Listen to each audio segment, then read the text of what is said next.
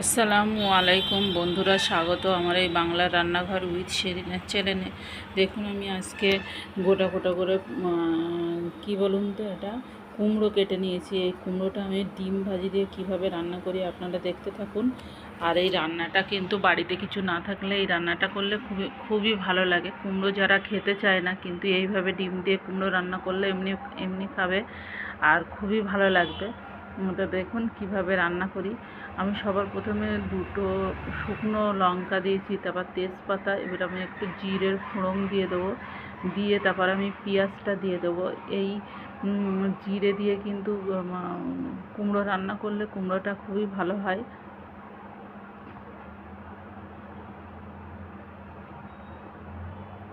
দেখেন পেঁয়াজটা আমি লাল লাল করে ভেজে অল্প করে আমি আদা রসুন দিয়েছি। আর এই আদা রসুনটা একটু সামান্য লাল লাল করে ভাজা হয়ে গেলে এবার আমি কুমড়োটা দিয়ে দেবো। আর কুমড়ো রান্না করতে বেশি সময় লাগে না, যেই সেই কুমড়ো রান্না হয়ে যায়। আর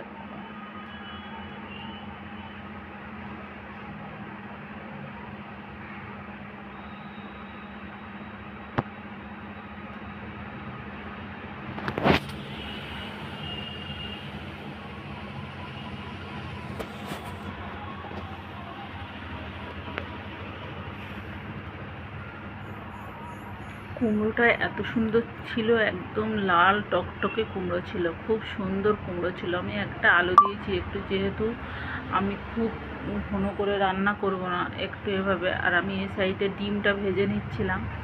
আমি দুটো ডিম নিয়েছি ভেঙে, আর একটু ঝালটা বেশি দিয়েছি, যেহেতু ঝাল ঝাল আমাদের একটু তরকারিটা বেশি ভালো লাগে। আর দেখুন আমি এবারে পানিটা দিয়ে দিলাম। এই পানিটা মরে গেলে আর একটু পানি দেবো, তখন কুমড়ো পুরো গলে যাবে। আর কুমড়োটা এত সুন্দর ছিল কি বলবো, কুমড়োটা খুবই সুন্দর ছিল।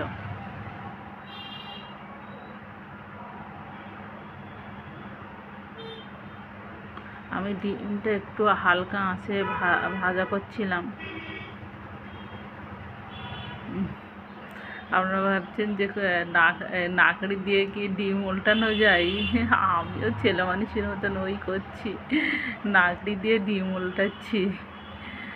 নাকড়ি দিয়ে দেখেন কুমড়োটা আমার খুব সুন্দর গলে গেছে, একদম পারফেক্ট হয়ে গেছে। এবার আমি হালকা করে একটুখানি পানি দেব। দেখেন একদম খুব সুন্দর গলে এসছে, আর কালারটা খুবই সুন্দর। যেহেতু লাল টকটকে কুমড়ো ছিল, তা এমনি লাল টকটকে কুমড়ো তো এমনি খুবই ভালো লাগে খেতে। আর আমি হাঁড়িতে রান্না করছিলাম আজকে, মানে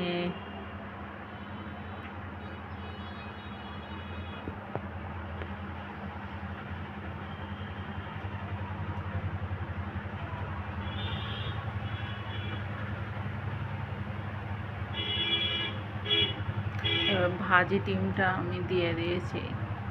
আমার রান্নাটা হয়ে এসছে। এইভাবে কিন্তু আপনারা রান্না করে খেয়ে দেখবেন, দেখবেন কত সুন্দর ভালো লাগে, খুব মজা লাগবে খেতে। বন্ধুরা, আমার রান্নাটা যদি ভালো লেগে থাকে আমার চ্যানেলটাকে সাবস্ক্রাইব করে দেবেন, শেয়ার। আল্লাহ হাফেজ।